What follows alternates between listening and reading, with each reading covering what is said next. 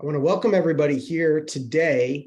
We have quite a lot to go over. This might be the most information-packed presentation I've ever done, maybe too much. There will be a survey in the end. So as you, when you get to the end, if you'll please help us out by taking the survey and letting me know if this is too much information this time. A lot of slides. So, and the slides, well, here, I'll jump right in. So, hi, everybody. I'm Greg Warner. I'm the CEO and founder of MarketSmart. You can connect with me if you'd like on LinkedIn. I do share a lot of free content and people seem to enjoy it. I think I'm up to like 20,000 followers now. So that's nice. And maybe that means people are gaining value from what I provide. There's I wrote a book about, gosh, it's 8 years ago now, called Engagement Fundraising. I give it away for free. If people buy it, I give the money away that we get from it anyway. And in the slides, you'll see that you can download it using that link. So when you get the slides, if you want it, feel free to grab it.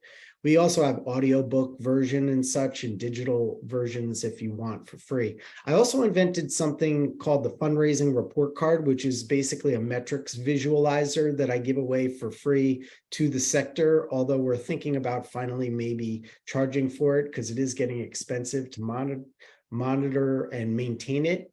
And some of you may also know that I invented something called the DAF widget years ago to create a button essentially to help people give to your organization through their DAF. And that's also for free. And the last thing is in this introduction is that many of you may know my longtime relationship with Dr. Russell James, and we ended up creating an online course based on his most recent research. So who's MarketSmart? Real quick is that we're what I like to call a done for you, in other words, outsourced turnkey software and service. What we do is essentially help you through technology, what I call fundraising automation. We help you land more meetings with the most passionate and wealthiest major donor prospects, especially when they're ready to talk about giving assets and legacy gifts. It comes with a 10-to-1 return on investment offer. We've never had to give anybody the money back because it always works. Our goal is actually to generate 100-to-1 for our customers over time. So it's a no-risk offer and guarantee. All of this is designed to help you, including the free stuff I give away, to help you be the best that you can be. And that's kind of my life mission. So the recording and the slides, like I mentioned, will be available to you. And if you have to leave early, don't worry, you'll get it in a couple of days. And if you have questions, I'll try to get to them at the very end of the presentation. Please don't raise your hand because I won't be able to really accommodate that. There's just too much information, but I will get to questions at the very end. And if you want to talk to someone on my team about MarketSmart, that would be super duper. We would love that. There's never any sales pressure here. And it's usually just kind of an informative and educational demonstration to see if there's a fit. So pretty low pressure, pretty chill. All right. So all about automation. Let's dive into it. What we're going to cover is why you might consider automation. Many of your organizations probably are already using some automation in your, especially with email, and we'll break apart what you can automate. I break it down into 3 types of automation, 3 categories of automation that you'll consider. Most organizations are basically heavy up on 2 of the 3. And we'll talk about the 3rd one in depth.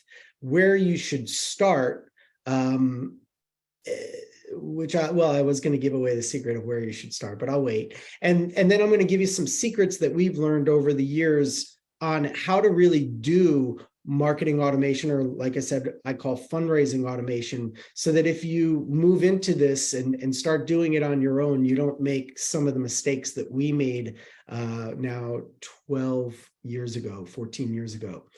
And then I'll wrap it up with a case study to show you what kind of results you can get. And I'll give you a quick explanation of what MarketSmart does in just a little more detail than that first slide that I showed you.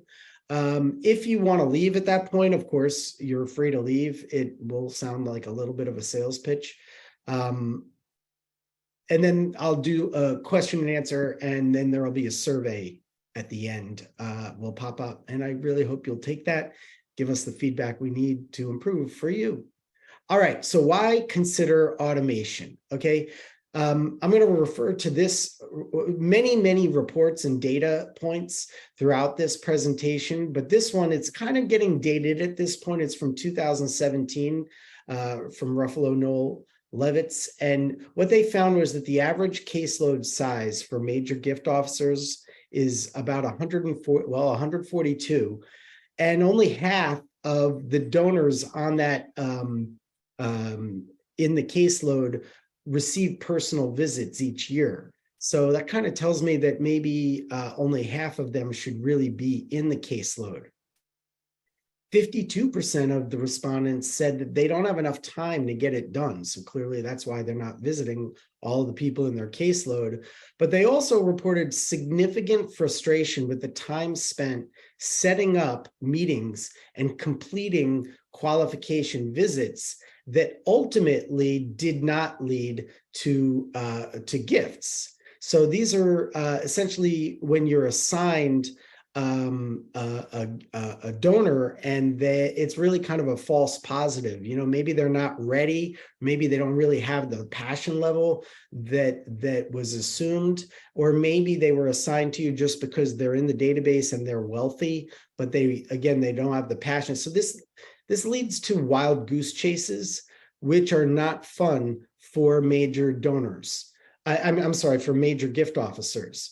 So one idea that comes from this data is that major gift fundraising staff in many cases are not really being optimized. They're spending too much time in areas that they shouldn't be.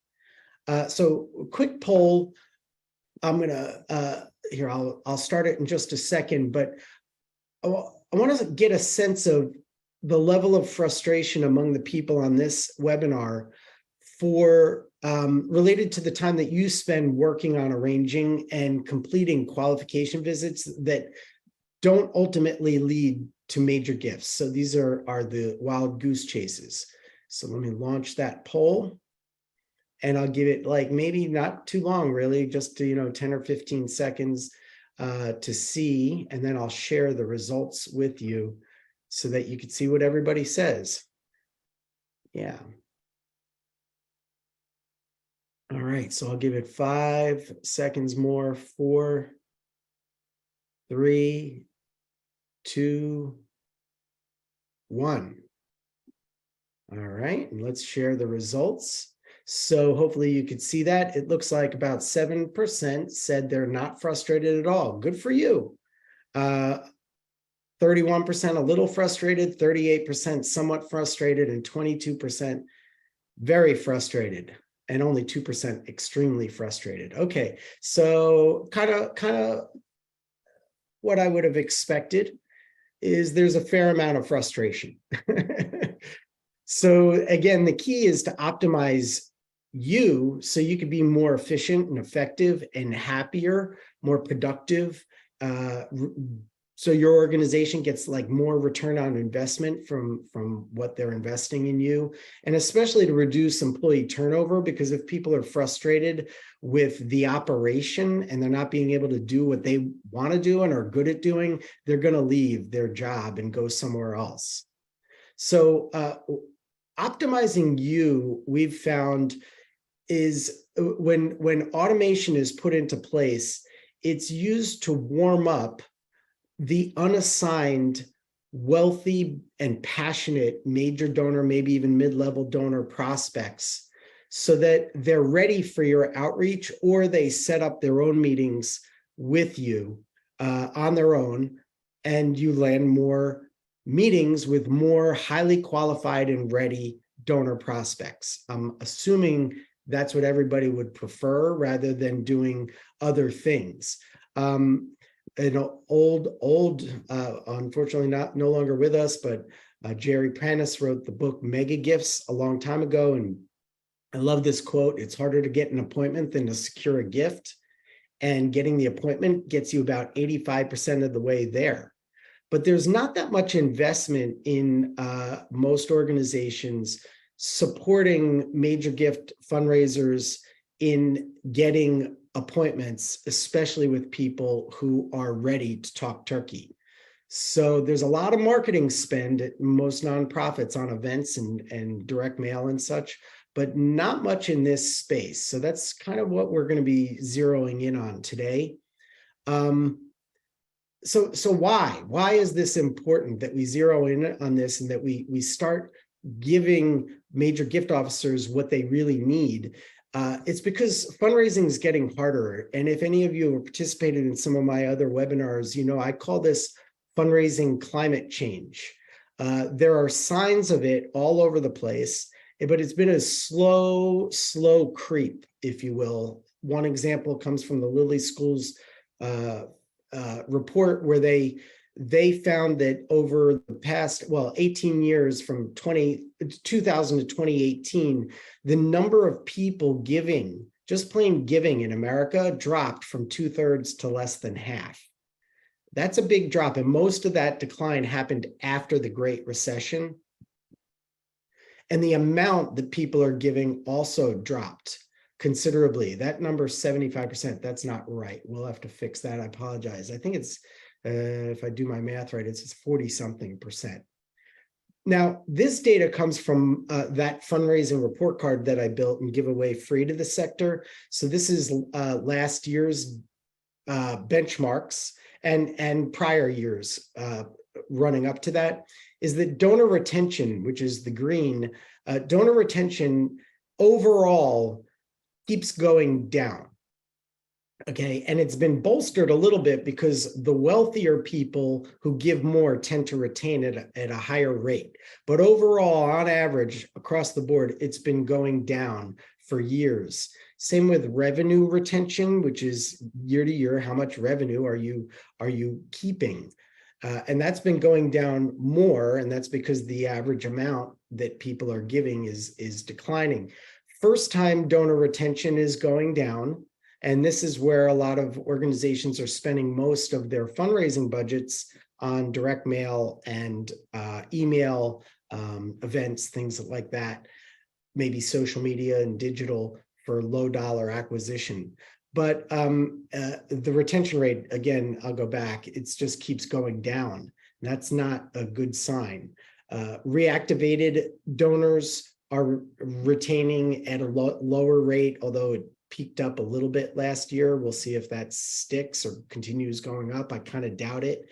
And then repeat donor retention is fairly stable. That's because repeat donors, especially the wealthier ones, once they stick, they kind of really stick, is the thing, is what that's basically saying.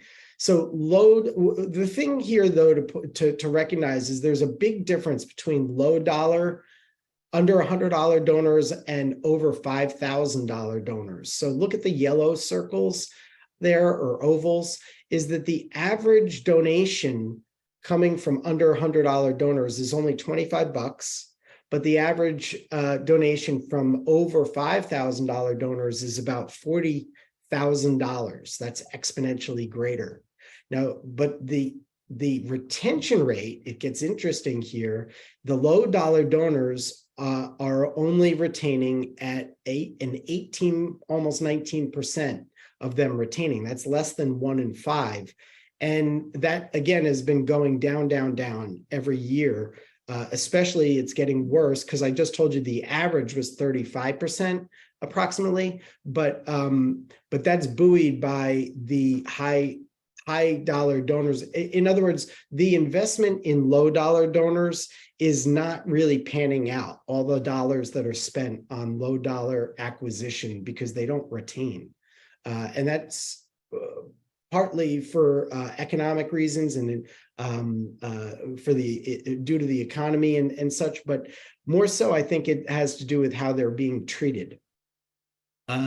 I won't get too much into that because I've done a whole webinar on that with fundraising climate change. Oh, but this is big with the lifetime value. When you look at the difference of a $45 lifetime value for a low dollar donor that may cost a fair amount to acquire, while $5,000 donors are exponentially greater lifetime value is what they're yielding.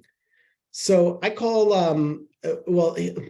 the 80-20 rule used to be something that it's also known as the Pareto principle, where you'd say like 20% of your donors supply 80% of your revenue. But really what it is it's 0.74% of your donors, or that's less than 1%, are supplying 74% of your revenue on average, according to all this research or the benchmarks from our data. So the donors giving over $5,000 are the ones making up the most of that. It's 0.74% of an organization's donor base on average are the over $5,000 donors, and they make up almost 3/4 of the revenue, while the donors giving under $100 are maybe 75+% of the donor base, but they may only make up about 5% of the revenue.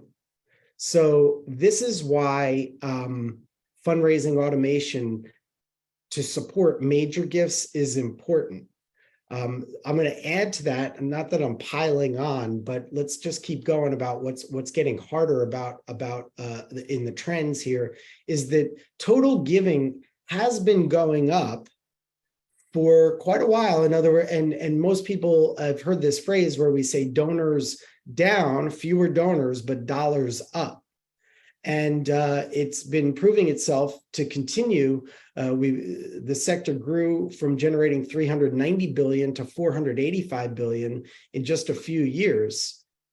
We don't have, by the way, from Giving USA, the 2022 numbers yet. They usually come out in June, but we'll see. I kind of expect that they'll continue to go up, but we'll see. I think it's flattening out, and we just got a warning sign. And in fact, I think it was just yesterday, maybe 2 days ago, from the Fundraising Effectiveness Project that showed in that teal kind of green line, is that for the first time in quite a while, we're starting to see the trend line go down.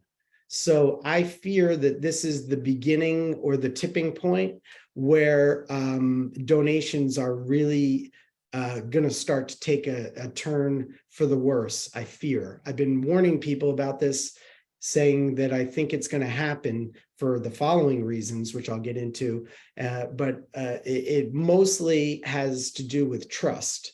The Edelman Trust Barometer, which is kind of the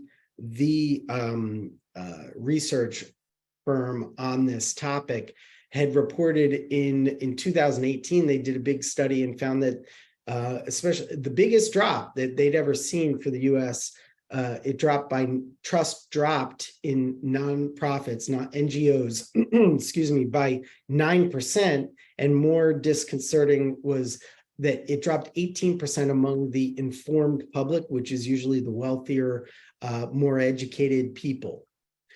Also, they reported that it was first time that, and in ensuing years, that people reported that they trusted private sector business more than they trusted nonprofits. So that was not really a good sign for us in this sector. Whoops, oh, there, yeah, business and NGOs, business was on top. Now, Lilly School did another report where they looked at the changes of interpersonal trust in relation to giving participation rates, and they found that trust was affecting that, both for older and younger generations. Again, I personally think that organizations are too transactional with their donors. There's too much direct mail, too much telemarketing, and too much email. And the leadership and the administrators are kind of addicted to this hamster wheel of spending so much money on acquiring donors and not enough on retaining them. And frankly, I'm not even sure at this point that we need to do that. So, but that's for another day. Now, a different study which just came out, this is very recent from Lilly School, showed that was asking how much do you trust the following entities to generally do what is right. And it's interesting that NGOs come out on top, but there's a lot of conflict in this data. Is then they ask also, and this is compared, by the way, to other kinds of organizations and institutions. So, and nonprofits, how much confidence do you have in their ability to solve problems now and in the future? But then in the same study, they said, when you're thinking about the nonprofit sector overall, do you believe they're headed in the right direction? And almost 30% said they're going in the wrong direction. So I don't know about this, but my sense is that trust is on the downswing. We know that that's the case regarding the government, our politicians, and the media. It's been reported that trust is going down. So what all this tells us, and this is from Elizabeth Boris, who was the former chair at Growth and Giving Initiative, says that giving's increasing because of the larger gifts from the richer donors, but the smaller and mid-level donors are slowly and surely disappearing. Brian Lauterbach wrote, nonprofit organizations in the United States are now being challenged by these trends, and most of the organizations are finding themselves flat-footed and unable to easily adapt. So I wonder if you're sensing the same thing in your organizations. But this is why we recommend that you consider employing more technology. Not to mention the fact that fundraising is getting more expensive due to inflation, that if you're heavily focused on printing or events or hiring more people, that's going to increase your costs tremendously in this time. And we've been teetering on this. Are we in a recession? Are we not in a recession? And is the bottom going to drop out? And what happens there? And if that's the case, then the investment in low dollar fundraising, low dollar donors acquisition with low retention is going to be harmed even further. Those donors will give less, while major donors generally during recessions find ways to become even wealthier. So how can you do more and raise more, but with less? And the answer is with the technology. And the cautionary tale, I love this concept of a cautionary tale coming from Blockbuster, because they used to have, and I loved going to Blockbuster, walking around. It was so fun, and bring my little kids and stuff. But they had 9,000 stores at their peak in 2004, and now they have one in Bend, Oregon. Although I don't think that even exists anymore. I should have Googled it before presenting.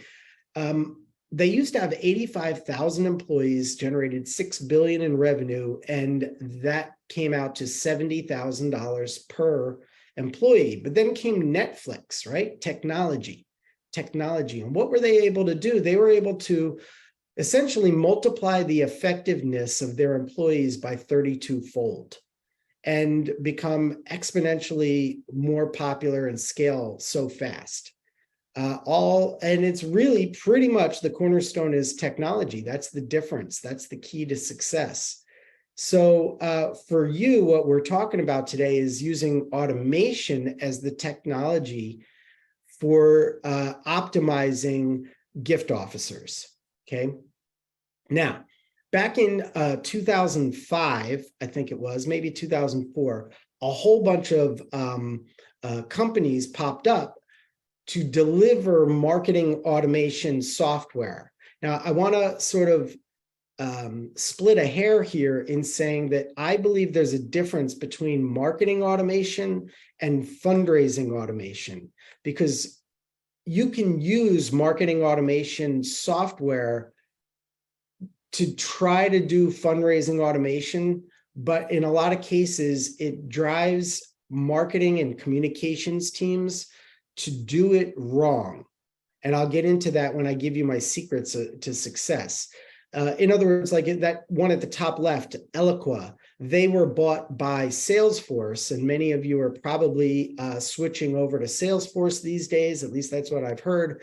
And so Eloqua is part of the Salesforce marketing automation hub, or whatever they call it. And but it's marketing automation software, and I'll explain in a minute what that's usually used for. And it's what we found is that many organizations that are using marketing automation realize kind of too late, after a lot of expense and time and energy, that they can't treat donors the way that marketers want to treat donors. So usually these marketing automation tools will be used not so much for helping major gift officers, if at all. They're usually used to as part of what's in your CRM, or for event management and peer-to-peer fundraising and other reasons, mostly focused on the low dollar donors. And well, let me state though, and put down this foundation first, is that the keys to effective marketing are these. The more personal and more relevant and more timely, somewhat repetitive, but also being efficient in how you spend your marketing dollars. These are keys to effective marketing. And this is what marketing automation can do if it's used right. Remember, this is automation is a tool. And my dad used to always say, anybody can use a tool. It's just that, think about like a hammer. So some people build houses with hammers, and some people break things with hammers.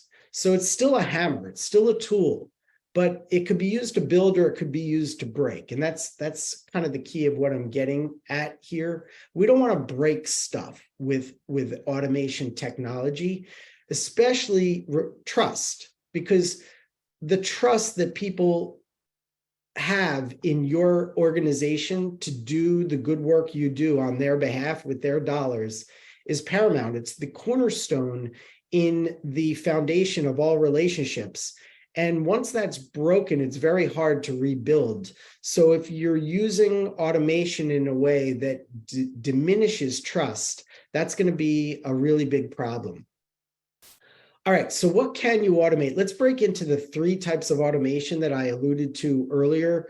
There's really a basic level, very basic level, a mid-level, and then a high level. And I'll give you a short description of each.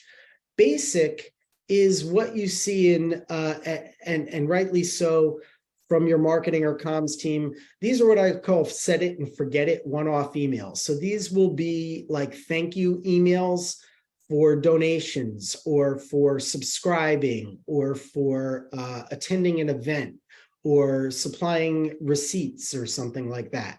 These are generally, like I said, one-off and pretty basic, pretty generic. Mid-level is the next level, is where there's an increase in personalization capability. And remember, my keys to success, personalization and relevance, was one of them, or two of them. And you might be able to program some level of drips, like multiple repetitive, or just multiple in a series of triggered emails. Like if they click here, then they get that email. Or if they click there, then they get this email, right? These mid-level software also come with more, well, basic generally doesn't have very much reporting at all. And mid-level usually has reporting. You can see open rates, you can see click rates, you can see who clicked.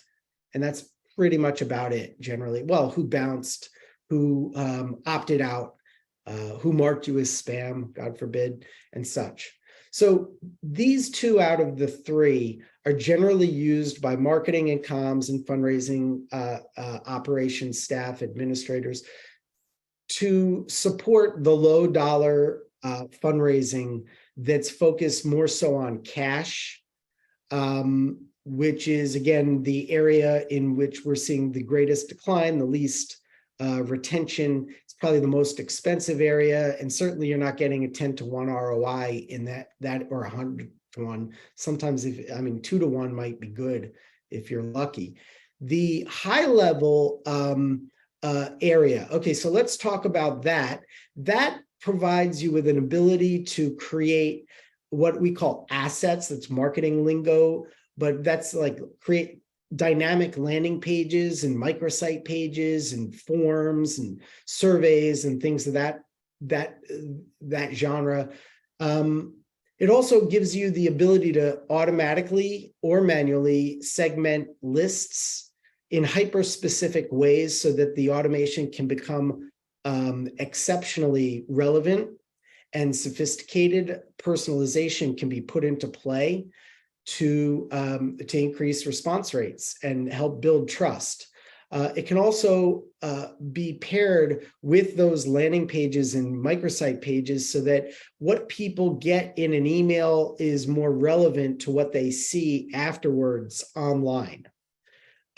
This high-level kind of fundraising automation can have very complex workflows in line with donor timing based on what you learn from them and their click rates and readiness and what they say in surveys, or through their tracking, whether they download certain things, if they click the DAF widget, for instance, on that we supply, or your Donate Now button, then it helps you gauge interests and score people's readiness for outreach, which is ultimately is designed to help you prioritize who you're going to make outreach to in real time, because you know that they just downloaded this or clicked here or forwarded bequest language to an attorney from your website or something like that.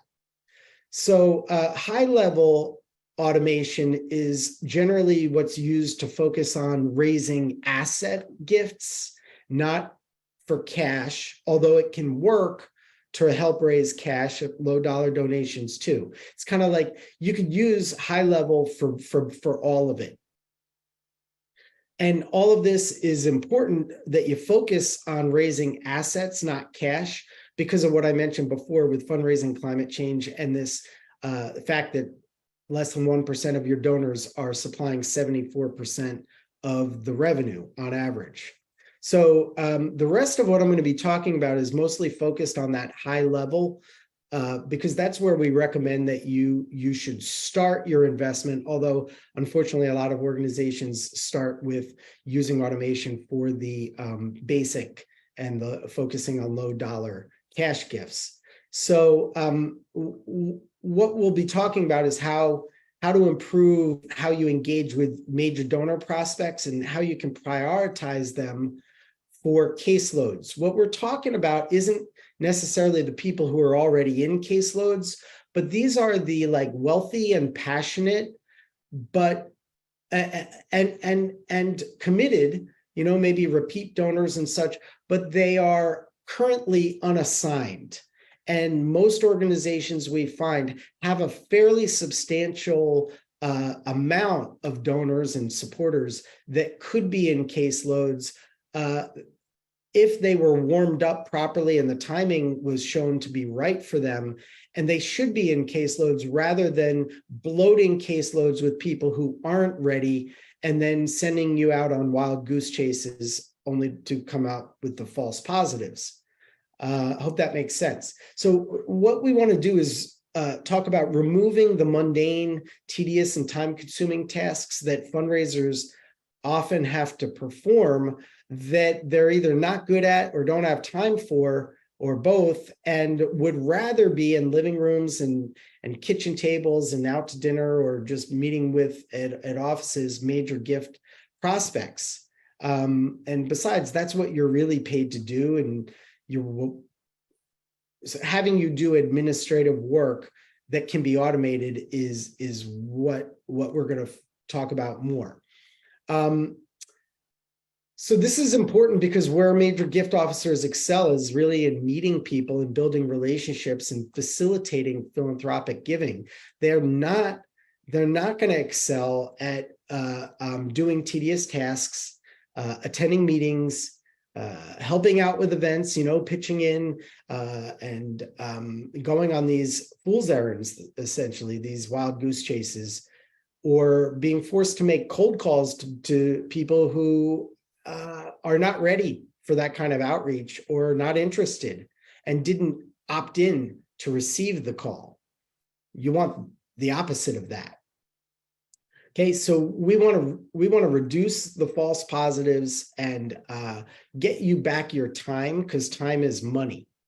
I'm going to maybe overdo it here, but you add more from that first study that I showed you. Is that they asked, how many or what percentage of the newly assigned prospects do you feel, this is to gift officers and fundraisers, do you feel are truly qualified to be in your major gift pool, your caseload? And what they got was that only about a third, a little more than a third, are truly qualified to be assigned to them. And that means that almost 2/3 are not or should not be assigned to you, at least not yet. So a little more from this study is that they found that only 27% of the gift officers felt that the wealth ratings supplied to them from prospect research or the wealth screening and such were quite effective or very effective in focusing on the right prospects. 92% said that they stay engaged with donors and prospects by sending personal emails, but they do it manually. Yet over half said that they didn't feel that they were spending enough time on solicitation. Again, that's what they're really good at. But what I really take that to mean is on building relationships that lead to solicitation. So that's confirmed by them saying that 42% said they didn't feel they were spending enough time on qualification. Now, me personally at MarketSmart, I don't think that I think preliminary qualification should be done by automation. And if you stay after to learn about MarketSmart, I'll explain more about that. But I don't think that fundraisers should have to do the preliminary qualification, just like they don't do the identification or prospect research and wealth screening in many cases. They should be handed warm leads, or frankly, already warmed up leads should be setting up appointments with you on their own, which shows true readiness on the donor's part. Okay, so I hope I'm showing a lot of empathy towards you if you're in the major gift space, because I do have a lot of empathy. That's pretty much all I talk to. We want to reduce these false positives, save you time, increase money that you generate, meaning optimize you. We want to scale your cultivation, qualification, and prioritization efforts so that you don't have to do that. And so that's what fundraising automation can do if you use technology and you use it right. So let's talk about how do you use it right? And I'm going to give you a really deep dive into that right now. Here's an example from our system. And nowadays, truth be known, we use AI to write a lot of these, and then we learn. You may know these terms are more and more people are understanding machine learning to understand which messages truly work to help donors move themselves forward in the consideration process and ultimately warm themselves up and place themselves on your calendar and start meeting with you when they're ready to give major gifts of assets. So here's one example, and I have 4 examples coming up. So here's one. Of course, you want to test the most important part is actually the subject line. It's funny enough, people spend so much time writing emails, but the first area to test is your subject lines. The word "you" tends to work fantastically well. Also, the word video works exceptionally well. And I'll get into more details about this, but the content is very soft, it's very personalized, and it sounds like it's coming from you. And in fact, at least if you're working with us, gift officers get involved and they'll be part of the process. And if you're doing it on your own without us, then the gift officer should be looking at what the comms department and the marketing department is sending out. Okay. So that's to give you a general idea. What's more important about this is not what's said as much as the fact that this nice lady responded to the email saying, I've been supporting a host of groups. This was the most gracious acknowledgement I ever received. Good work. Tell your supporter I said, keep you on staff. Your mother brought you up right. Now, if you don't believe that this is going to help a donor move themselves forward in the consideration continuum toward making a gift of assets and maybe a legacy gift, you're nuts. It works. It's very powerful. It builds trust, and it makes people feel like they're really part of the tribe. They're getting this personal kind of message from you. So let me break this down. I'm going to break this down more technically. The keys to this kind of success come, and this is of course a different email, but you want it to be personalized.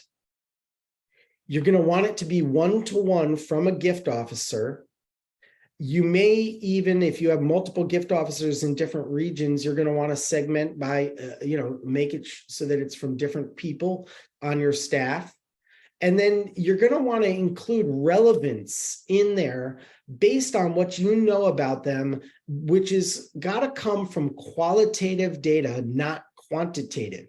In other words, it's not the prospect research usually that's going to help you. It's not wealth screening that's going to help you. It's not the past giving that's going to, if you relate to them with regard to money, you will lose trust. It's just, and I'm going to get to that in some other secrets that I'll give away, but you might, if they said to you, for instance, in a survey that they're considering a certain kind of gift, you may mention that.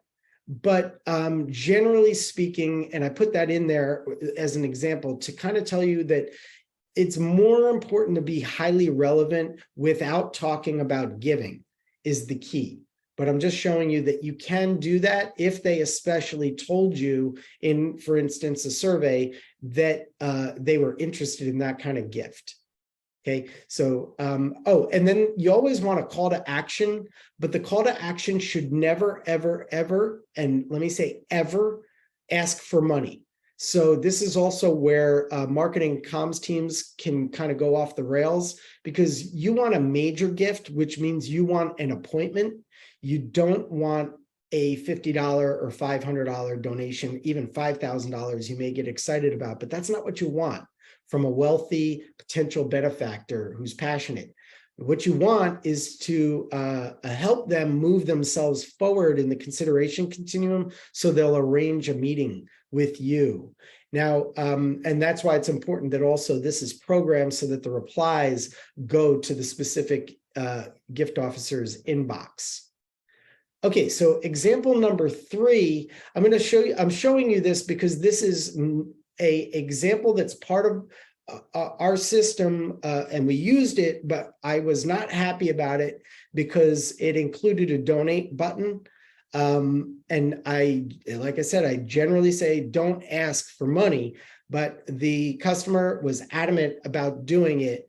And so that the response and the engagement rate was not as good as normal for us, but it still was, if anyone's familiar with engagement rates from emails, it still was very, very good.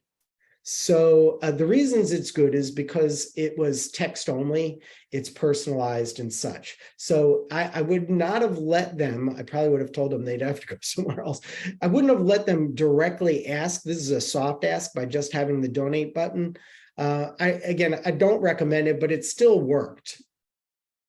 All right, so example number 4 is another one, just as to show you that it really needs to be highly personalized, it needs to include a link, text only, coming from a gift officer or the leadership person, and offer value is the key to success over time, to just consistently be that helping friend, that helping tribe member who cares about the same cause and happens to work there and is always offering something of value, maybe a report, maybe a video, but in this case, when the timing is right, they should get an email that invites them to schedule time to meet with you. So generally that should not be the first email that they get. It should be subsequent and given to people who at some point have said, usually through a survey, that they'd be willing to talk to you and they're likely to consider giving a major gift. So a quick, super quick story is we had one of these, can we chat please emails from Rensselaer, the college, university, and it actually resulted in a $4.5 million donation from a donor that wasn't assigned, who originally took a survey to get into the automation workflow, and they took that survey because they were invited to take the survey on social media, Facebook. So when you have, think about that. You have somebody who was fairly disengaged, except for relating through Facebook, and then they take a survey, and then the next thing you know, you got a $4.5 million first-time gift. Pretty amazing. So the key here is to try and scale your operation with fewer people. We have heard from some folks that they feel that one gift officer using fundraising automation can now perform like 9, because they're more focused on people who are ready and passionate and wealthy. They're able to cultivate the cool prospects to warm them up so that they become hot and actually want to be in your caseload or opt in to be on your caseload rather than being just assigned to you. The other benefits are that this will help you see where people are clicking, because different clicks matter more. They signal that people are interested in actually talking to you and relating and making a decision about giving assets. So it's about prioritization and helping you prioritize your time. And ultimately, like I said, having these folks help themselves and set up meetings with you because they're ready to talk turkey. Ultimately, I see this as being a way to retain staff and attract A players because they're getting the support that they need. I won't go through all of these, but y'all know that hiring new people and losing good people costs a lot of money. There's recruiting and training, management, sometimes even sadly legal costs and such. There's just so many costs involved in hiring people, and turnover is kind of at an epidemic level here. So we believe that if you provide gift officers with what they need and help them get in the right seats so that they're doing what they love and what they're really good at and not doing what they're not good at, but instead letting the automation handle that, then you'll attract A players and keep them. All right, so here's where we are so far. We've covered quite a bit in a very short period of time, a lot of meaty information. I'm about to give you my secrets to success, giving you kind of slipped and giving you some already. I'll go through a case study to show you some ROI that you can get from this kind of automation, whether you do it in-house or with us. And then I'll give you the quick promo, super quick, of what we do. And I hope you'll stick around for the Q&A and, of course, take the survey at the end. So, okay, here's, this isn't so much top secret anymore because I'm going to tell you this, and I've told this to people all the time. So I don't know why we said top secret. It's top secrets. The donor journeys. Okay, I just saw like all kinds of things posted online about the AFP Icon conference, and a lot of people are talking about donor journeys. And every CRM software provider loves to tell fundraisers that they should create donor journeys. Okay, donor journeys don't work that well. It's almost like all these online training and what seminar like paid seminar tools. There's one called Kajabi. Everybody and their family members and everybody's creating an online course now, right?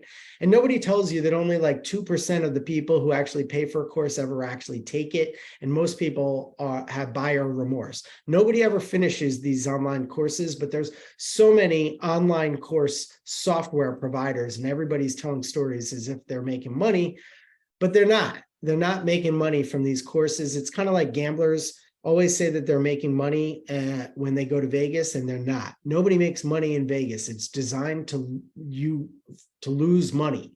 So I'm here to tell you that donor journeys in general, I mean, they may help a little, but in general, they don't work. I can tell you because we tried that. We tried it many years ago, and I would not stop making donor journeys because I was convinced and I believed what all these vendors before I started. Then I built my own damn software because I was tired of using those vendors software, and especially because they were designed for these kinds of tree limbs of nonsense, trying to predict outcomes and supply. It's too complicated. It doesn't work. I'm just telling you, it doesn't work. Okay. Here's why, though, it doesn't work, is because major gift fundraising takes at least 1 to several years. It takes a long time to put the prospect in the oven and warm them up, so to speak. That's a crude way to say it. Marketing automation software, is even from fundraising CRM vendors, is designed for that mid-level or low-level automation that we talked about earlier, which may be days, week, it may be one message, or days or weeks, maybe months. But the truth about major giving, and this truth here from this study, which I funded, I have a full disclosure, I funded it, but I wasn't involved in it except for the reporting, is that it takes years, right? So how can you create these tree limbs of automation and predictability over months or years? Too many things change on the donor's part, and it just doesn't work. So that what does work is a constant, steady drumbeat of personalization relevance based on what they tell you in surveys. Make sure that you take the survey data and automate it. So it goes straight from the survey to automate what they care about, why they care, what kind of assets they might be interested in giving, and so many other factors. And then just make it a straight line. Just keep being that voice, that helper who's there to support them as they warm themselves up and ultimately give them that opportunity to land on your calendar when the timing is right for them. Anytime that you ask for money in these automations, will take the trust level and they'll opt out. And if you try to overthink it, you will end up doing it wrong and it'll become irrelevant, and then the donor will lose trust. So the key to this is to think of it more like a straight line of delivering value and relevance, and so you resonate and you build trust. I hope that makes sense. There's a checklist that I developed here for automation that builds trust. And I've kind of said some of this already. It's fundraising automation, not marketing automation.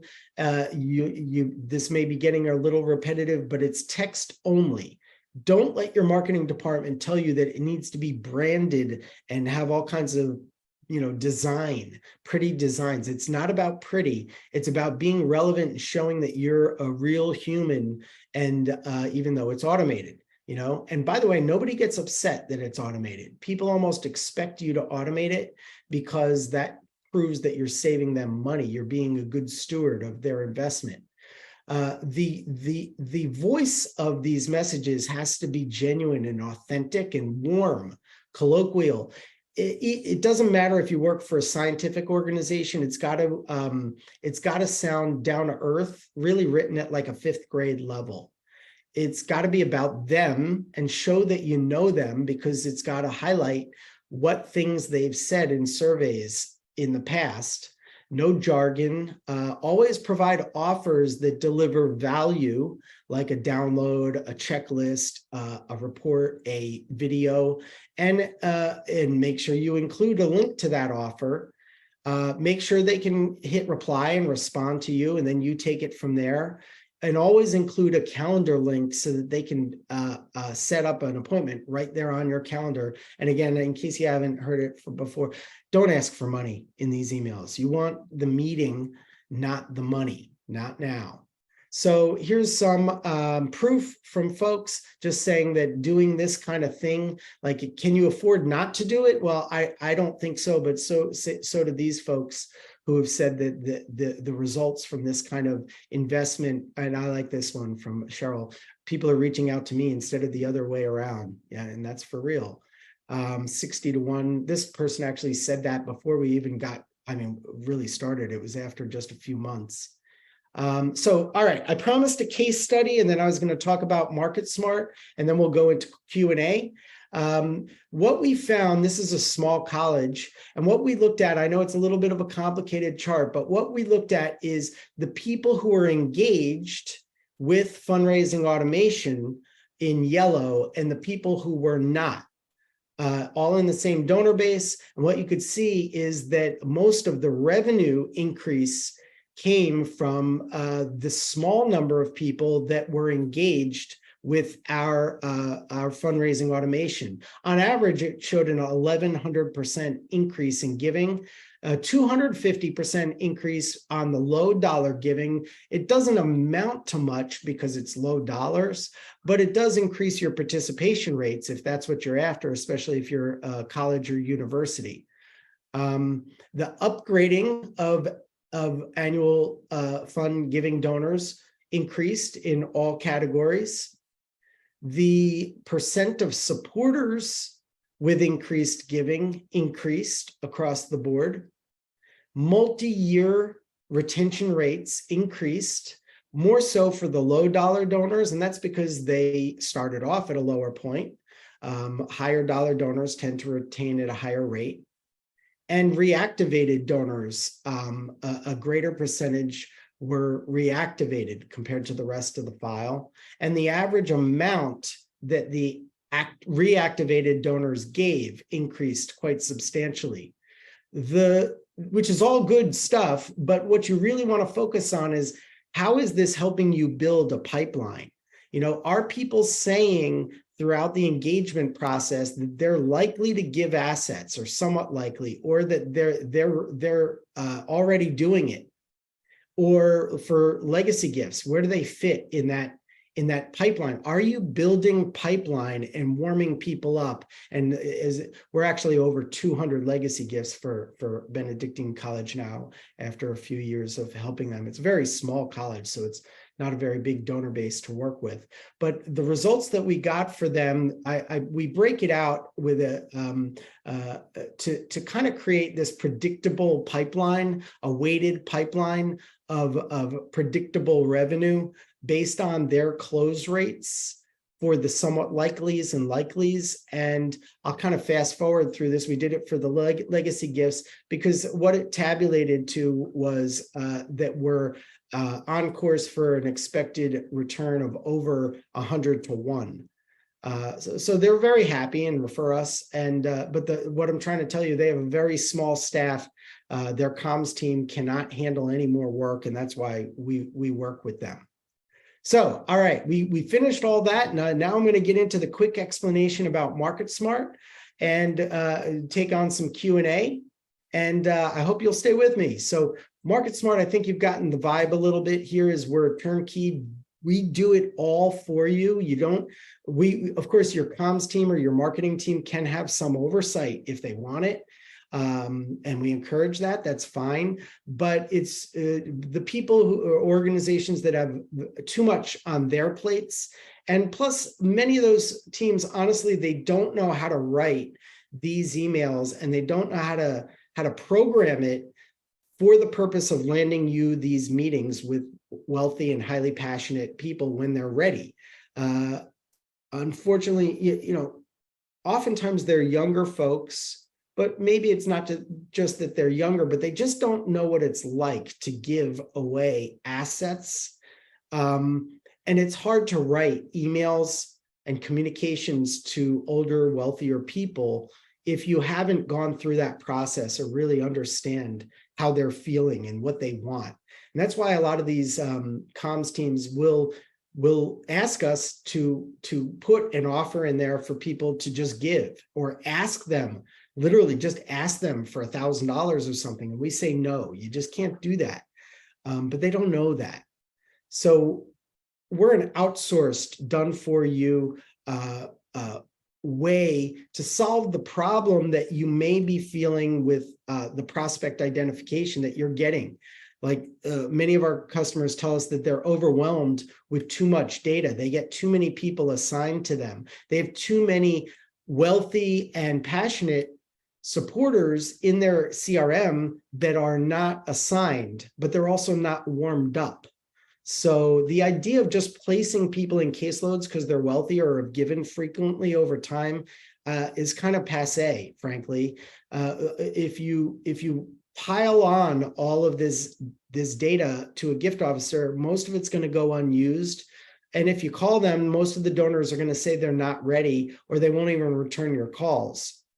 So what you really need is this actionable, more meaningful data to help you be the fundraiser that you always wanted to be. So here's what it kind of looks like when we're talking about not prospect identification, but preliminary prospect qualification. It's not just finding out who from well screening and prospect research, but more so understanding the why, so that you can communicate with them in a way that resonates. So that means you've got to generally use a survey to understand why people care and help them tell you their life story, their passions, what part of your cause they're interested in, who influenced them, how they rank your cause compared to others, and how committed they are to your cause, whether they're considering a gift now and whether it's cash or assets. Of course, we want assets. Whether they're considering a legacy gift or want information or want to meet, and a whole host of things like, do they even have children? Do they have a family foundation? Do they have an IRA? You know, because for instance, if you know that they have an IRA and they're over 73 years old, for instance, then they will be a prime prospect for emails related to qualified charitable distributions, which are now, I think it's 100,000 per person in a couple. So those can be big annual fund gifts. If you know who has our IRA that and signaled likelihood to want to give, or if you know that they have a DAF, which we can capture.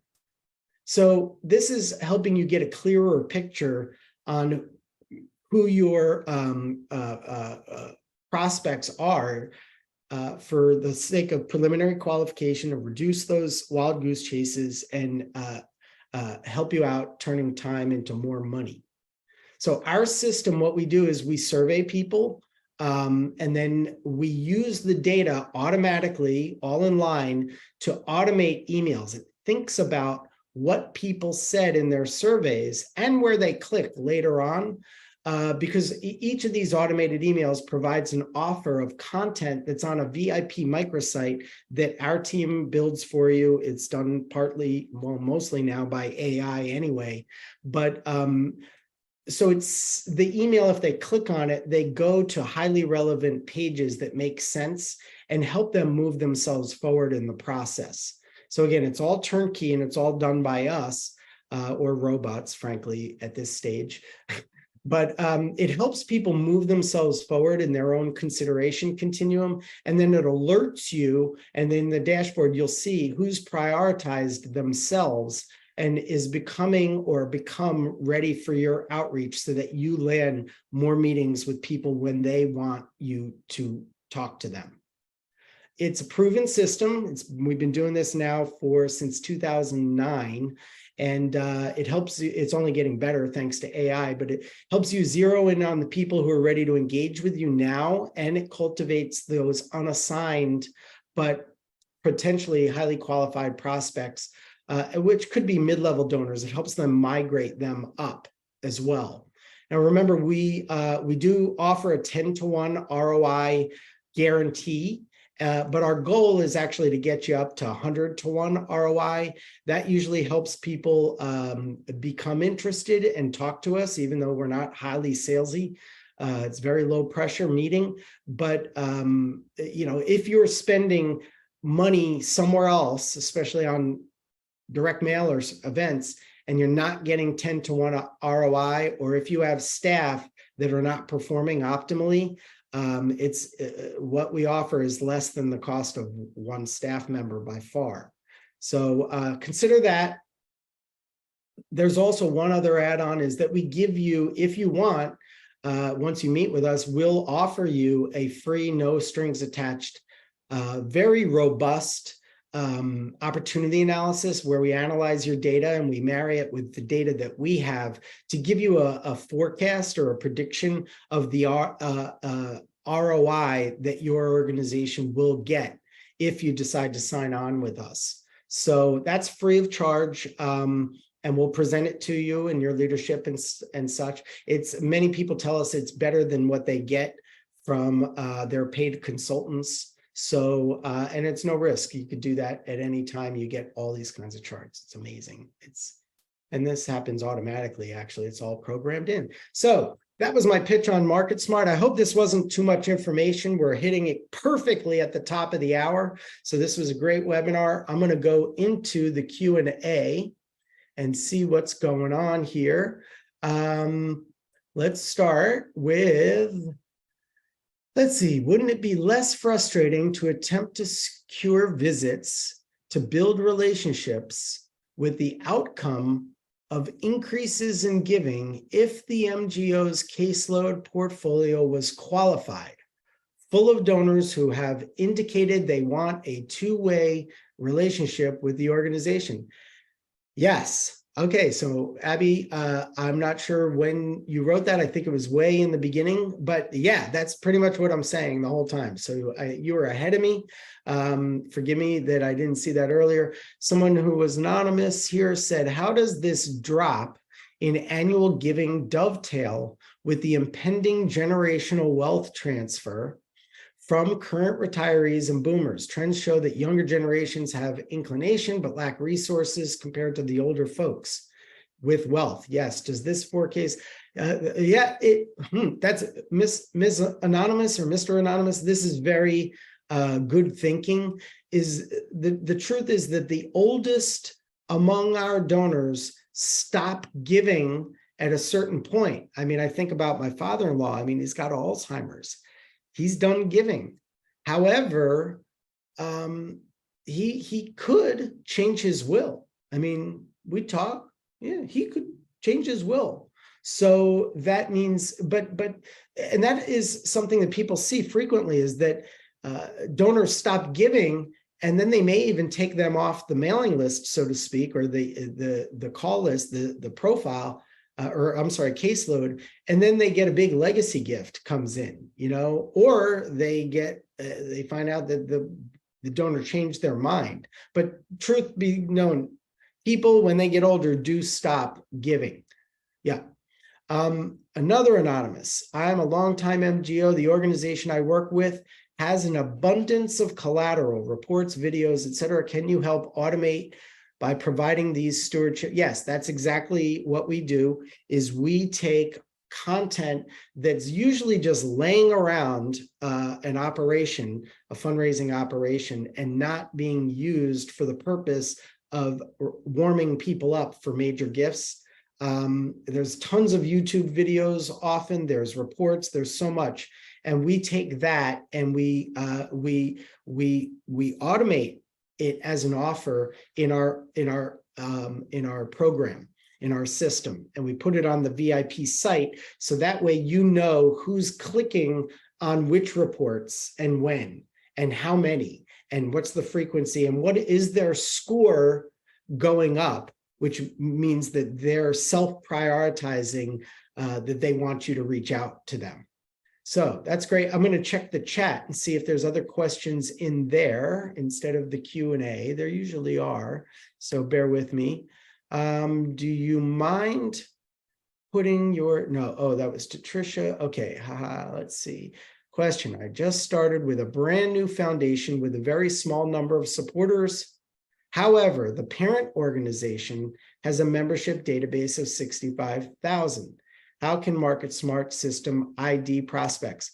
Yeah, generally we work with the umbrella organization, and then both, hopefully they're collaborative, but think Salvation Army, longtime customer, Habitat for Humanity, Special Olympics.